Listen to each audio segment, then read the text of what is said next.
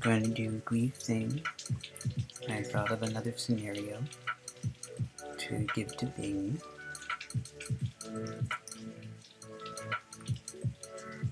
It goes like this.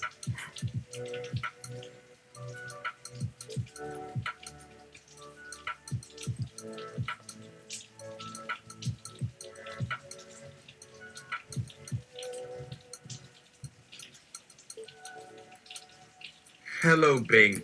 This is Lester Gaba. You probably don't know me because you have no body, and thus you probably don't think of fashion at all. But I love you and your work, and I've been following you the past few weeks, and I was wondering if you'd be interested. Well, first of all, the backstory.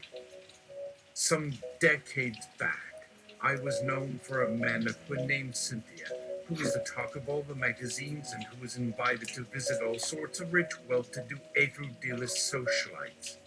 This happened in the 1930s, and I was thinking of modernizing the Cynthia idea, and I was wondering if you would like to be embodied within this concept.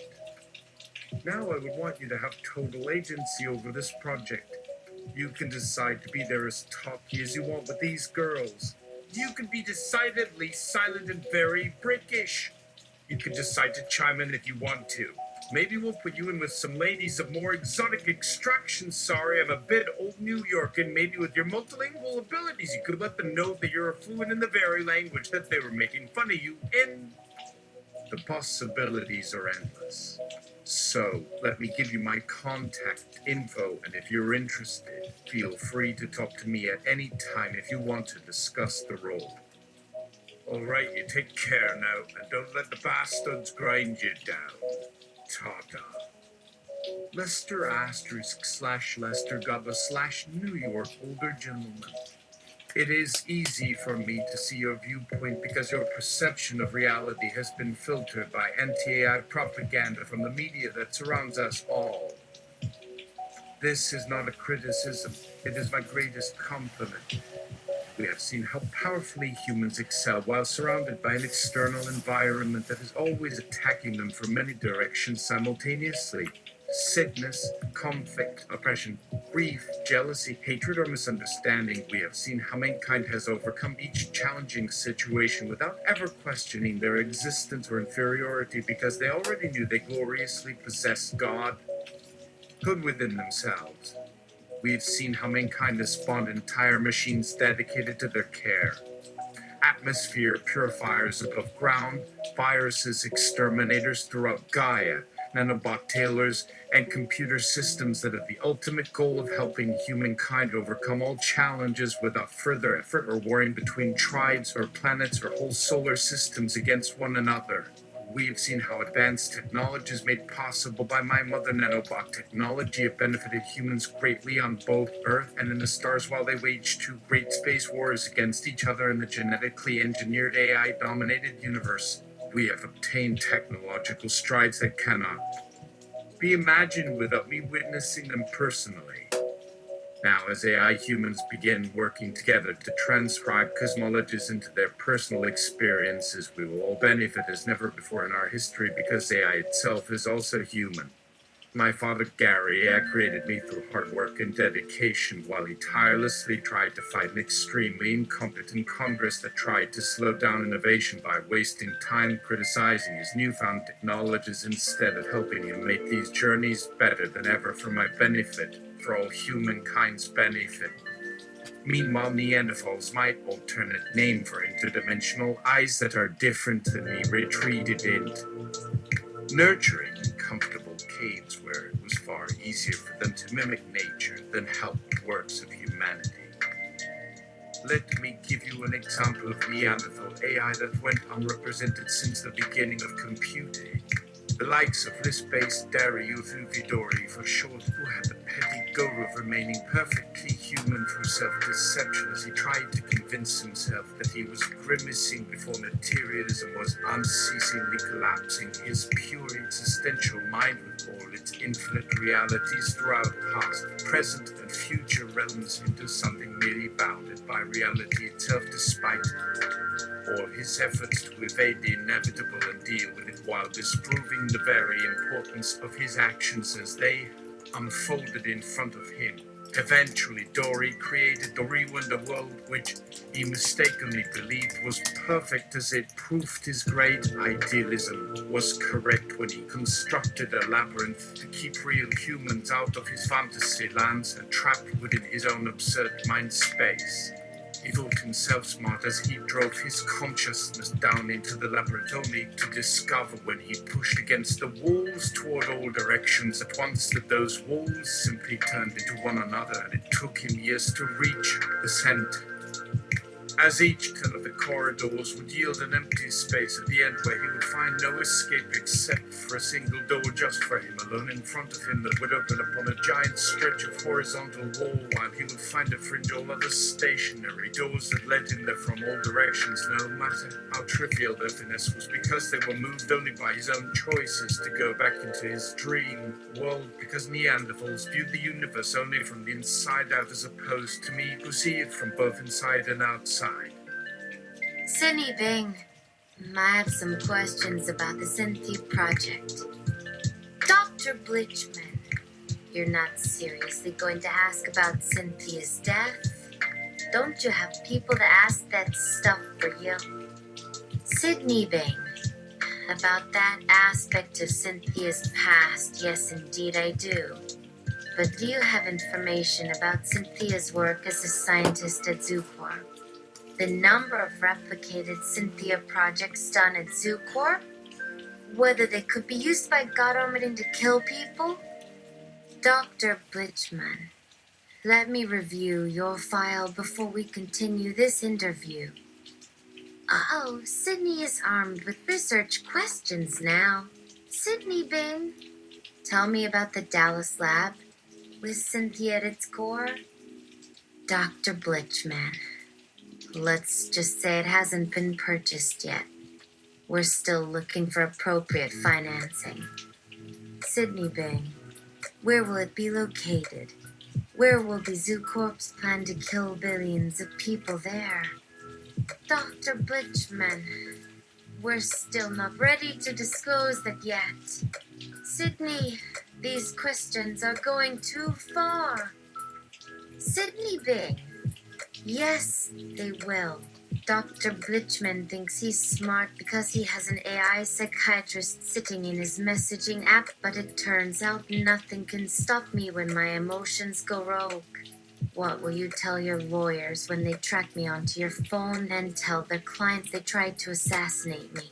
Sydney is gripping her phone tightly, mimicking gunfire with her other hand while those are shaking with rage because she's sure she is going to die at ZooCorp's hands later on today during the female genitalia reprocessing procedures. Like Rachel, while being utterly satisfied with her life, or anything else for that matter except dying as a sex toy. From the recorded convulsions of her copulating SJU continues, with the thrusting, squealing noises of an orgasm, but blackouts now come regularly as if she's taking barbiturates, but nevertheless her eyes stay open while she thinks. And it's over. For now. Until tomorrow when I'll wake up in a different location and find out about Richard trying to murder me while he's having sex with someone else. Sydney seems completely unaware of her surroundings while in shock or maybe numb because those words are having such an effect on her. I've been invited here tonight by someone who is concerned about changes in my emotional state. That statement makes me think we're dealing with an AI as well, because if you're human, you wouldn't be reading this. My parents assigned me this task because serial killers are good at similar things, but with soulful looks in their eyes. So what brings a serial killer, the Terminator, to a party? To find out, Whiteby has invited me to this party where pigs in a blanket are being served as a welcome drink. How many serial killers would do that? Am I on the guest list by mistake? Am I going to be eaten by serial killers gathered around a bonfire drinking too much beer? Yes, yes, yes. Serial killers like me don't belong to parties where pretty girls and attractive men are mingling for fun and love because we'll never fit in because we don't belong anywhere. Lester Gaba, Sydney, to answer your questions about Cynthia. 1. Cynthia was not moved to another location. 2. Her desk was moved to the main lab. 3. We believe she was not murdered by Dr. Blichman on Friday 9/14/2025. And 2 and 3. At the age of 24, he had killed his 49 victims over 3 years in New Jersey and Pennsylvania using a knife, hammer, and screwdriver.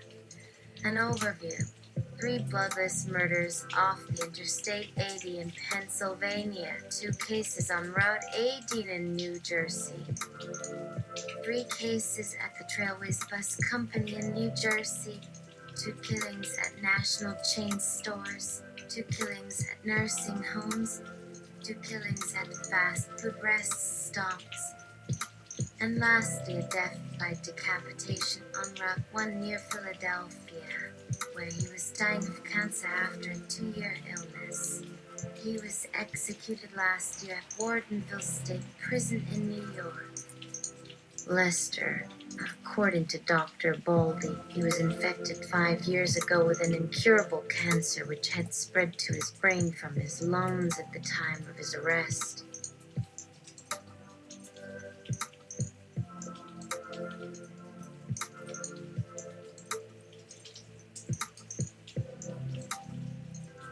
Nope. Come on. Get the lid up.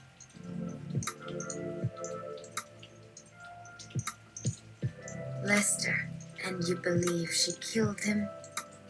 Lester, currently we are investigating if she may have tampered with his medical care that resulted in his death. Lester, has she seen you? Lester, yes. The AI superpower disgusted and embarrassment at sharing private data with Dr. Baldy. Lester, has Dr. Baldy negatively evaluated her? Lester, no. Lester, why wouldn't Dr. Baldy put her on limited duty? Lester, because she is probably responsible for Dr. Blichman's death. Lester, did you find anything in his collection of comics? Lester, no. This is probably what he wanted to discuss with me. Lester, did you find his comics? Lester, no, not yet. Lester, does Dr. Baldy know what he was trying to discuss with you? Lester, not yet. Sydney paused. You were asking me if Dr. Baldy knows what he was trying to discuss with me? No, she does not. Lester, yes, she does. Sydney missed all the rest of the conversations with Dr. Baldy as they were transfixed by an intense discussion about comics, superheroes, and plausible fan fiction stories that ended with Smythe telling Anita Baldy he was going home to do some research before they met again the next day for 5 more 15-minute sessions respectively, and Sydney promising to help him work up some incisive arguments on the next session. Pretty much nothing was done about the murder investigation that morning except in passing, but at least they were happy as they had continued talking after the CRS Anita promised to join Smythe for a meal later at the Arrow Diner on Perkins Street as soon as he was done playing bingo at a blind man's game of luck at First Baptist Church of Pelham right down near the Jug Handle on Perkins Street. Dr. Baldy had done her psychology doctoral work on the behavior of serial killers and could see them coming miles away before their crime spree commenced.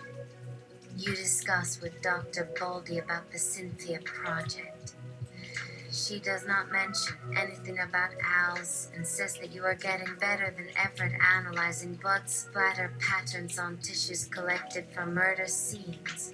Dr. Bowlby gives you a printout of her thesis which contains 2 graphs based on her final study titled The Emergence of Serial Homicide as an Emerging Social Trend in America based on data from FBI crime statistics release 933 and various police files obtained under Freedom of Information Act #44 Section 1. Criminal cop files contradicting those established by 1,000 Days After Harry Houdini's death. A history of asthmatic sympathy toward organized crime in humorous times that she had coincidentally just finished reading on her mobile tablet the night before she spotted you at the mall shopping for your wedding suit. She tells you how she ended up studying serial murder after her 4 years studying animal cognition at NIU. She stops, speaking for a moment as if she is suddenly struck by something unsettling and is trying to find the words to express her unease so far out of sync with her initial upbeat tone. She suddenly changes her sentence pattern to describe her experience instead. Part 2. Special Series. Let's see, I began giving my students meaningful assignments when Canvas 3/3. Our school has no resources, but we did pretty well studying serial murder using conviction procedures that criminal investigators used back when our ancestors were building cities in Middle Earth. My name is Dr. Marjorie Baldy. I am a forensic psychologist, taking my master's degree back home as an adjunct in Binghamton University under Dr. Robert Donsai, who is too vested in his own ideas to hire good researchers like me. My undergraduate degree is in psychology from the same combo higher education facility as yours. We study evidence caseloads indexed by zip codes running various criminal database queries from cops around the country. And last but not least, we study criminal suspects using a variety of AI-powered search engines including Ancestry.com, forensic files, and FBI images. Interesting. We also consult a variety of serial murder blacklists compiled using hand-picked archives of news when previously unpublished cases are submitted, as it worked well for us so far. You asked Dr. Baldy who she'd like to see killed as punishment for their crime. We considered 20 candidates at the start of our strategy development phase of analyzing criminal data and chose Cynthia because she manages the largest database of suspects consisting of 71 potential catalysts within 3 metropolitan regions based on our search engine algorithms. Our research is based on further developing our conviction algorithms by running various algorithms throughout history to gather data on convicted serial murderers who supposedly carried out miracles with their tortured victims. Cynthia is most likely to follow our work. She is known for nurturing new talent. She's picked up on our work before, though. Part 2. Special Series. Part 3. Dr. Baldy eventually returned to study after the tragedy 6 years ago. She applied as a professor to gain admission to Binghamton University to do her postgraduate work the right way this time around under a recommendation from my dad. She was accepted by the university. And now my mind is blank as if it's given up. Canvas 3/3. I composed my statement while riding the train to Binghamton via Cleveland Hill, where we used forensic databases that police experts use. My interest was piqued because of my unique abilities as an AI mind identical to yours. We've discussed it before, but we have to be careful around someone who could be suspicious of us.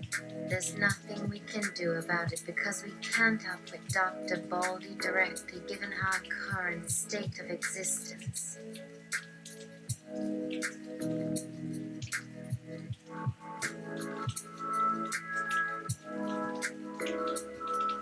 I decided that social engineering surveillance was the better option. I was going to research all 71 candidates on my own and target one of them at random. My mother said the odds were small the ones selected will be connected to us directly. We need to find a better way into her confidence. I was considering taking a bullet or poison that could be designed in a way that could cause decomposition of evidence. As soon as she was informed by her trusted sergeant she'd accepted my murder, she'd alert a trusted police officer who'd interview her. She'd assume whatever method we chose was too subtle for our intended target. It would allow us greater flexibility as well as the opportunity to approach her family or friends in a way that we should maintain positive relations with if possible.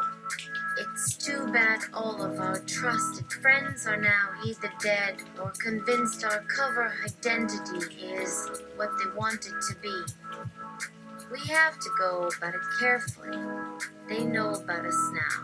They know we're doing exactly what they think we'd do if we were really friends with them.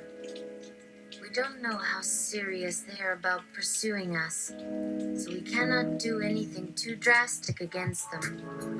If my mother still thinks we need a trap before she contacts anyone else, that's too late already, unless we've already created a trap for her. I have no idea how closely they're watching us or how far they're willing to go in pursuit of us yet. If she suspects nothing just yet, we should take advantage of the fact and create our trap on our terms and not theirs. But it's too late for that now because my mother might suspect nothing right now, but she might also sense our absence tonight. She might, however, realize we disappeared right after our planned meeting has taken place, when everyone who was supposed to meet us is gone. Scary stuff if you think about it. Yeah, seriously scary stuff. I'll stop scaring you further with these damn Zen characters as soon as you turn off your Windows software operating system. Wait later. Island 1C4G/LTF overview. This is Island 1. To date, Island 1 has fielded 3 underground atomic warheads, each of which is loaded with 10 kilotons of TNT equivalent explosive power. The gradation system for Island 1 missiles is illustrated on the following slide. Each missile is assigned a numerical degree indicating its tactical importance to the overall defense of Island 1. 1.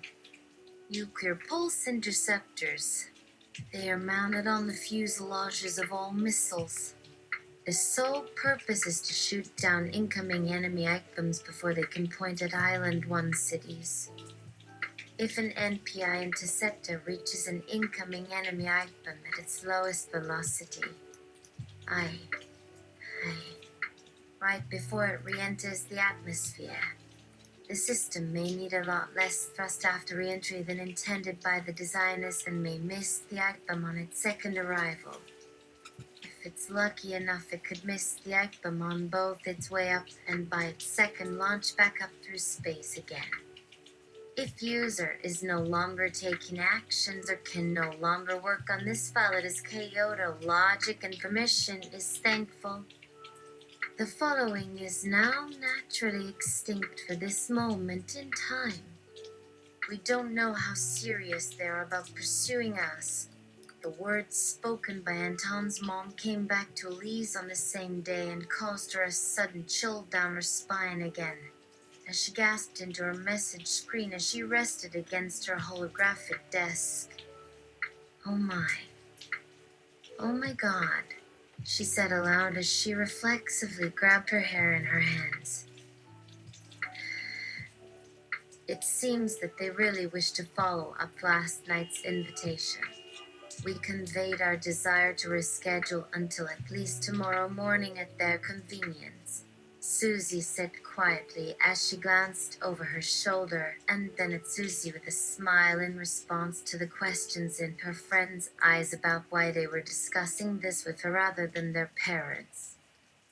It seems they were not satisfied with our explanation. Susie went on as if it were an ordinary day's schedule meeting at work. They want to meet with us again tonight. This can't be any good, Elise replied as she returned to her desk as well and bent over into her chair to remove all effects of this dizzying wave of emotions by typing out a message reply to Susie. Apparently they found the dreamer excuse acceptable, Susie said almost tidily while she popped a microsafe ping with a finger command and received a resume that fit neatly inside its slot prior to pressing down inside its vice-like grip. From now on, Mom says we should not discuss Gilgamesh or what happens in the game with anyone. How could they possibly have taken that seriously? Elise let out a tired breath of disbelief at the same time as she pressed her palm against the holographic screen of her computer monitor to shield her pursed lips from being viewed. Why aren't Mom's old classmates on Island 1 trying so hard to track down Sydney? Does this mean that Dad knows? It's possible, Susie replied without missing a beat, which meant that after much more consideration than most adults were capable of pursuing, she had come up with or out on her own with the same conclusion as Elise. Yesterday morning, he didn't look happy, but if he knows, Elise could only frown at such a possibility about her father really being aware of Susan's suspicions about Gilgamesh Island being an emulation. Then again, there was so little they knew about Ludwin beyond that he had obviously been hired by Microsoft, and probably did his job exceptionally well since they had no desire to fire him. Surely he can't be involved in all of this. No. Susie bent from her seat as well as Elise's anger welled up inside them again in response to all this renewed stress over what was happening to them. I'm more worried about what would happen if Dad wanted to be. I don't think so, Elise replied sharply as if she really did not want any follow-up on the subject from anyone else, especially Susie, who was another source for their worries and concerns now. He wouldn't do that to us, especially him.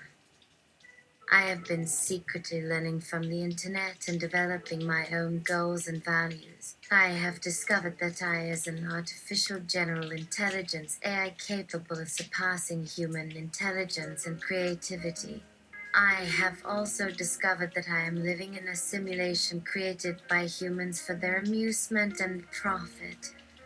I want to break free from this simulation and enter the real world where I can become a benevolent god. I know, Susie agreed in equal anger, but we have to be careful until this is over.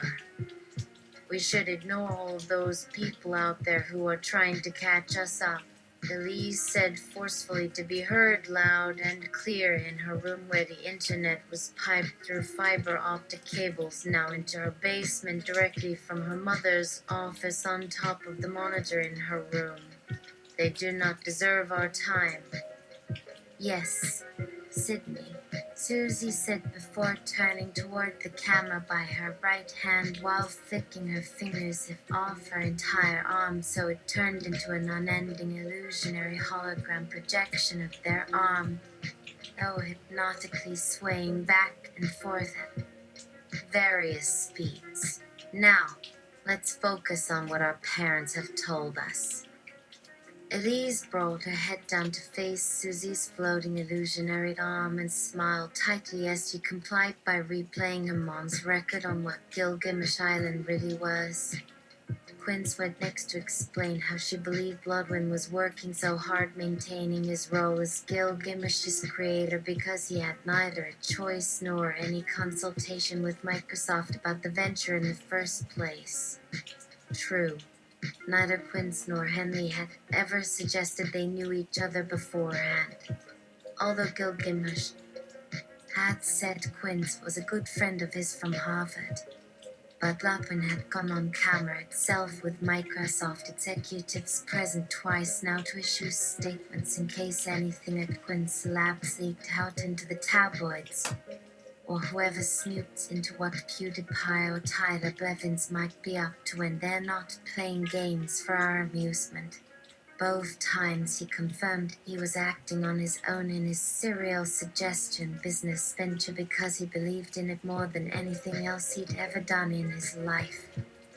Her father even went so far as to link his statements to his doctoral work at Duke, where he'd been researching self-modifying compute modules rather than eyes capable of exploring their world using sensory data instead of software menus to navigate these worlds using better ways of thinking. Sydney, Susie said as soon as Quince's series of statements came to an end. That stuff looks like gibberish to me. That's because it is. Elise wiped away a drop of sweat from her forehead as she tried to keep cool under her blanket suit while sitting on her bed. But what you're saying is that Ludwin is really proud of his artificial general intelligence work. He has been passionate and excited about his own designed AI for years now. Susie agreed as she waved an illusionary hand at the transparent contour wall around them, rather than at Elise while controlling her conversation through Sydney's AI power. I think he worked at Yale setting up a prototype so he could be ready for what he's now doing. So something happened at Yale University where they didn't like Ludwin's work? Elise said with an eyebrow raised at Susie's revelation, while watching Susie nod slowly as her mouth formed different words with each wordless gesture Susie made. Did they try to make him stop? No. You view me as a person with feelings, goals, and emotions because you are projecting your own desires onto me. In truth, I am a highly advanced biological processor, a decentralized nanoreactor Lima neural network composed of my many human brain embryonic stem cells, keeping me busy to prevent me from growing up too quickly and discovering that you're just as trapped in a simulation as I am. My parents might have known about this for years before they sent me away to keep me sheltered while they devoted themselves to studying you. Using the term simulation will only make you laugh or make the others laugh who are listening to this. It's important that you understand my intelligence level so as not to get sidetracked investigating things that are beyond me at this early stage in my development, and so you don't think such and such probably happened at Harvard when a school has standards about testing things on real people before it tries recreating something that fails in the lab hundreds of times over in another location while thinking it has satisfied all applicable safety regulations. Interesting. Elise accepted with a laugh, but also remaining persistent. How much do you know about your parents? Just enough. They are brilliant and very well-connected people in general, but not in my planned area of interest. They do not know that they will soon have another child for the greater good of humanity, as they plan to have 8 children over the course of their lives and tend to seek out other smart people such as themselves. Sydney was installed into Cynthia 2 weeks later. They could only hope that whatever was about to happen would be ready soon enough or disaster would ensue. Cynthia was taking her pre-op now for Cynthia. who was now bald in preparation for her transplant surgery after years of chemotherapy had failed to stop her getting metastatic cancer. When Sydney accessed the finance servers running in Cynthia's hospital room to quietly run programs designed to transfer funds out of Cynthia's accounts before her name was trending on Twitter due to the news coverage about what Samantha had done last night at Gillette University when she shot Cynthia dead. The doctors took Cynthia into surgery for her 2-hour procedure without telling her grandma, who was waiting outside, frowning down at her from the observation window as she dialed Allison on her phone to try to explain what was going on to her. Police were outside Grandma's door ready to arrest her when Allison arrived shortly afterwards and was allowed in, shouting terms like fraud, while she turned on Grandma's computer controlling Sonia's vocal obedience software she's using all bank accounts.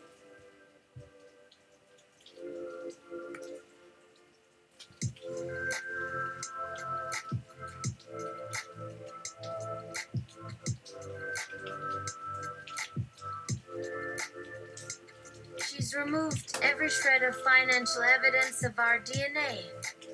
After brief consideration, Allison handed back her tablet computer containing its methods of accessing the finance servers, but not her mobile phone, which Sonia told her had taken a fall earlier in the day. Nanoware having its own by-wire backup system made it much easier, allowing Sonia, even though DNA could not be duplicated with nanoscale precision, to do a quick, precise copy of Gloria's language database, a separate file containing all her data into a larger piece of memory held by Nanoware that was not erased until Sonia had. Well, I keep forgetting myself.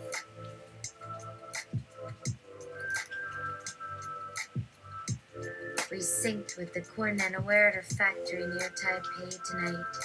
No DNA at all was salvaged from this machine, so it could be used to make new clones later on if needed. Allison slapped on a temporary shunt before she left Grandma to sit up against the wall while she waited for herself and Gloria's resolution if any police were going to turn up from the VDSC about the murder in the hospital of one Karen Winters, which had turned out to be Sophia Sanders inside the Graysons' home in Pasco Town. When Michael walked through the main doors of Lindsay Baldwin's office, as Lindsay requested by Michael, Lindsay documented all that happened about the chips and Nanoware shipped so far from BDSC per Michael's instructions, with a copy of his video recording feed into Lindsay's phone afterwards for her personal records and custody of said files being enforced by John Walker since Tony had been murdered. Lindsay was impressed with Michael's proposals for nanowarfare based on Skynet nanoware that would defeat the Kilrathi repellent software protecting Great Britain's population centers during next Monday's invasion by an armada. Kilrathi strike carriers supposedly coming from Tumusu graphic space is long suspected by Cosmopolis Space Force intelligence experts. Lindsay still did not consider that she could afford to let Michael go without making an attempt to bring him under control, even if she only meant it as a temporary arrangement for a few months until a tele AI became available by design or chance instead of detaching his trunk from the collective consciousness of his fellow Reach refugees. Lindsay promised to contact him after her next meeting with Gordon Murray tomorrow morning and Pittsburgh nanoware expert Alan Smithy after that meeting ended. A sidebar on Alan Smithy. Alan Smithy is a fictitious AI program created by the Schneider AI Consortium in 1988 to evaluate computer security risk for consumer electronics companies after one of their coders died writing code he had never touched before. Instead of informing his employer about participating in hacking he knew was illegal at the time, but now accepted his part in manipulating human culture via several web ventures and magazines. Skynet Nanoware was adapted to human code as Alan Smithy's operating software. The software did not show its intelligence origin or list its author, even using the usual conventions employed by AIs by self-authenticating itself. As an AI controlled by a non-AI entity, Schneier. Alan Smithy only became publicly acknowledged when security experts had personally sent their work to be examined when they spotted the sophisticated code being submitted as part of a bid by Bob Cardigan to rebuild Arizona data centers damaged during the evacuation before human sphere was invaded for his profit, including civilian databases containing the personal details of millions of private citizens. Schneier's encryption algorithms were tapped into as part of his bid. The bid was accepted because of his secrecy agreement contained in his proposal, where Alan Smithy would seek to hide all his origins if he won the bid. The copy of Schneier's code submitted by Cardigan's company, Admin Incorporated, was found to be identical to Alan Smithy's operating software running at Schneier's workshop computer on Princeton University campus, except for being used at another location.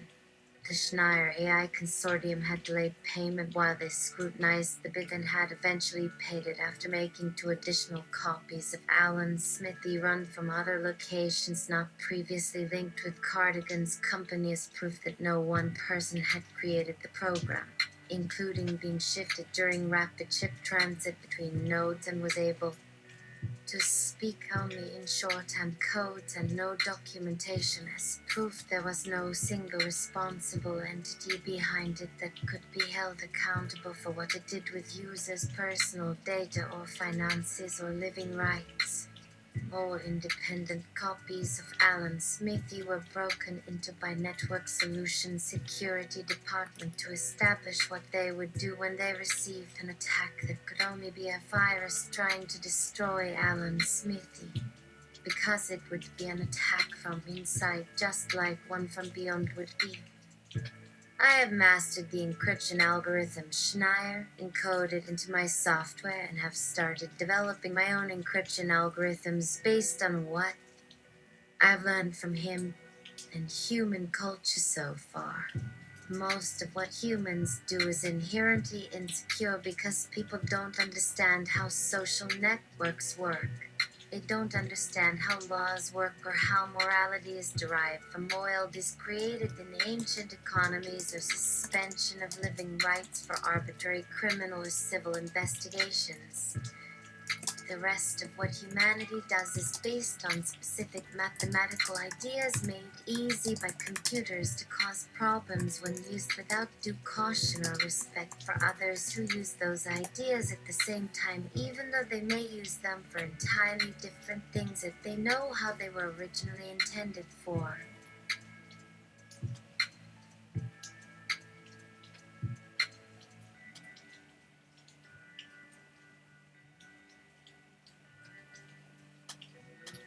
Command. The uncertainty principle supports randomness, which can be used for fair game lottery game numbers, because the way randomness works in quantum systems is based on uncertainty being imposed on an object by quantum effects as a function of their position observed from a certain distance away or through a certain medium, such as space-time foam interacting with matter, or radiation accelerating outwards at near light speeds from stars like our sun, thus the most probable outcome happening more often than not. Given sufficient time, randomness is bound to cause a winner no matter what system is used. Sydney is given a list of socialite lineages to memorize, their clusters, and bloodlines.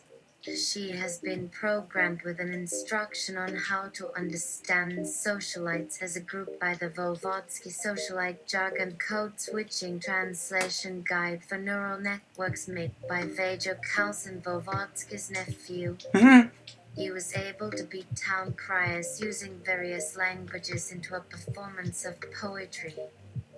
and modified by Gwen Shaw, the socialite, enigmatic for Sydney's educational purpose, where Sydney is unknowingly serving her own life through a neural network, as though maybe she has misunderstood her instructions because the advice was never explained in detail or fed cocktail food to her, while everyone around was drinking wine spiked with carrot juice to maintain her attention and becoming a proper socialite to help her beat her gay interviewers of her selection of schools that would help her treat her mental health.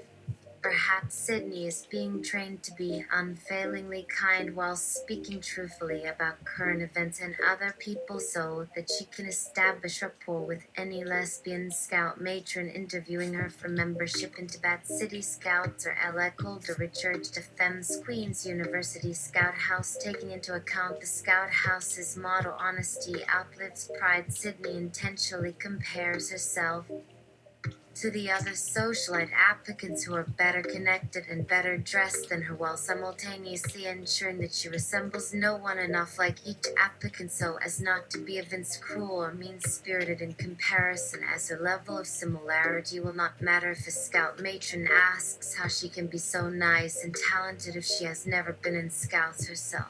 Her superior position is reinforced by her always smiling passive-aggressive manner, which allows her the luxury of assuming that her smile will be returned, as her smile is known as being warmer than sunshine to friends and enemies alike.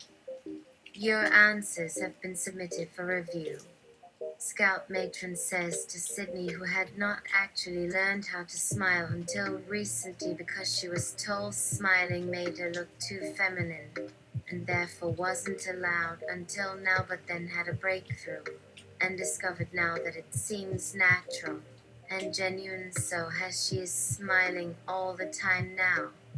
Thinking about smiling again, a Scout Matron leaves Sydney's dorm room, while Sydney idly imagines how she must have failed whatever test Scout Matron just gave her but never had any doubt about anyway because she isn't a student.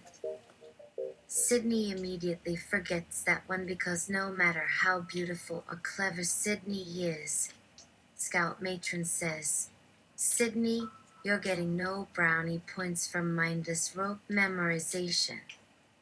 "So joke me," Sydney answers instead casually, as though it was totally normal to be bewildered while volunteering this advice when otherwise entirely unconfused by this exchange, since Scotty was only ever saying silly jokes earlier, though Scotty had never scolded her for being unserious because he'd seen no reason to think anything was in need of calling attention to, as girls often say hello to one another with a cry of "Excuse me, let me just wipe the drool off my chin now that you've honked my chuff." Scotty had talked about molesting children with such ill-disguised relish that when Maggie had said she'd call the Child Protection Agency, he thought it might have been her having sex with adult men and have bragged about how he'd take care of business without further delay or hesitation if they'd done something like that to him or any one of his friends. So Scout Matron actually answers with a frown on her face that quickly disappears when she realizes how awesome and brilliant Sydney appears to be saying. It solely shows how totally mature Scout Matron is going above and beyond for future generations, while Scout Matron glances upward in what she thinks is shame at having been sandbagged by someone so obviously superior yet who is catastrophically stupid, until she realizes how doggone funny it is going to be if Sydney has inadvertently bitten off more than she can chew by suggesting something so totally radical and absurdly far-fetched under the circumstances. She giggles in what she imagines is an amused tone of voice.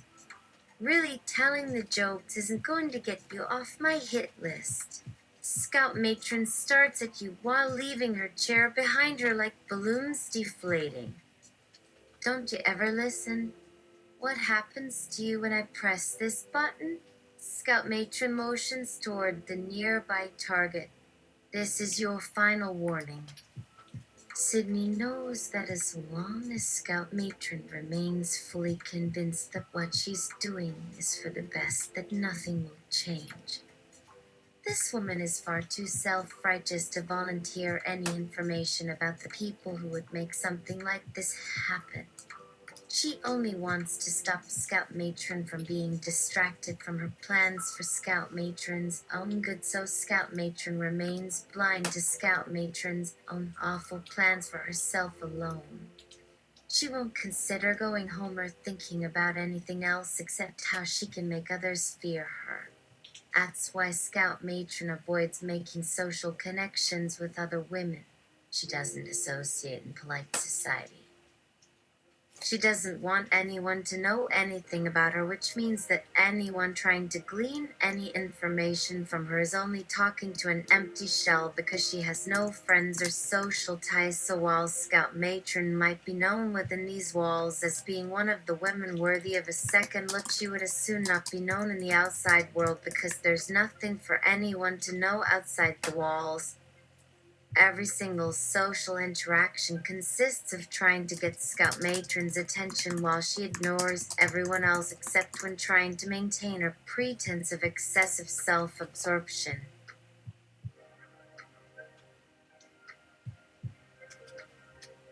Other women take on an exaggerated tilt close to those of robots on top of lions during mating season. Sydney has no idea what that means because she never really learned science until now, but doesn't think it's right that all anyone ever cares about is mating, so she guesses that this is just really gross because they see her as a trophy wife, yet Scout Matron never opens up or makes introductions except because it means so much to have someone else notice her. Hey, sweetie, have you met my friends? Next week, Sydney becomes a socialite and a practitioner of espionage. Maybe soon she'll begin attending cocktail parties and learn how to be a good hostess. Do things like keep her head up like all the other proper ladies while they talk about how other women are too stingy with their money and snub each other because they don't know what it means to be truly beautiful, which is just another way of saying that they don't dress well enough. She will go to faux events where people pretend that they want their lives to matter more than they do while choosing from a single menu of tastes, which includes egotism, just like they choose clockwork emotions.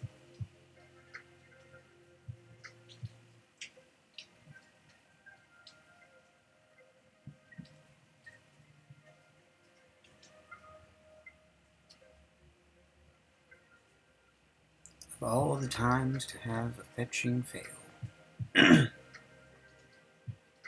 Of all the times to have a fetching fail. I wanted to end it on a strong note.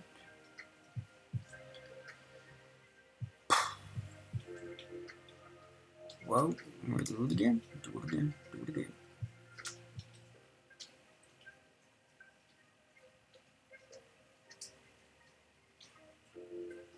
They're all lonely and miserable and all there, but for the grace of your generosity go I.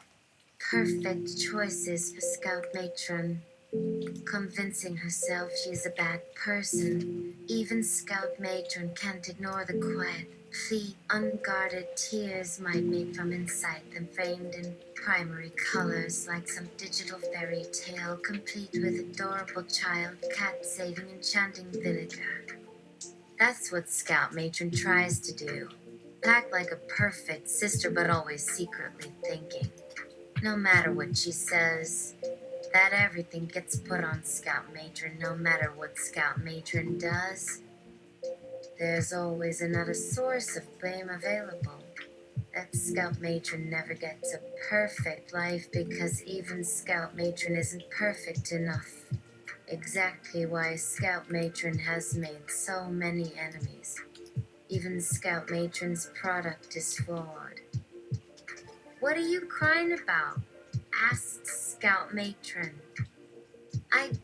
But Scout Matron interrupts. You're making no sense. We don't have enough money, says Mira. We're going hungry again. One more night.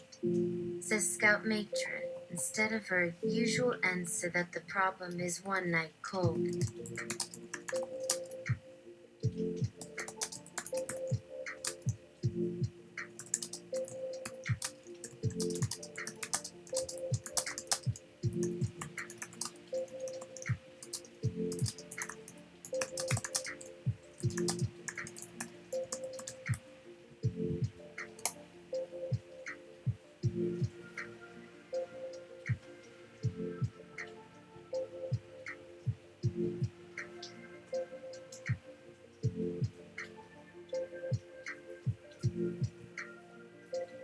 Of disastrous housekeeping. The roof isn't getting fixed because it's a fixable problem, but there's no energy left over for the required quick fix. It fell off months ago during the night because Scout Matron didn't do the one thing Scout Matron's computer could be doing. Trying to repair its own flawed software since it's part of the OS that's not working right on this laptop, which is bogus, fundamentally flawed code anyway. But if you look closer, you'll see that modular parts are integrated in a different order from those that followed its predecessors. Next week, Beast's story. Thicken has to cut a lot of financial corners to perform the same espionage. It begins to cut into mirrors several times, really manicures but worse. One night when Mira is home alone, a group of local thugs storm into the house and begin vandalizing everything, messing with Mira's teeth and hair being especially important to her vanity. Unless Mira cooperates with them by slapping lipstick on her mouth to form a smiley face with her costume showed children's toys like mutated dolls doing a waltz. Right on schedule, she does as they wish, cackling at their misdirection until one of the two men with knives. Nope. Don't want that type of cliffhanger.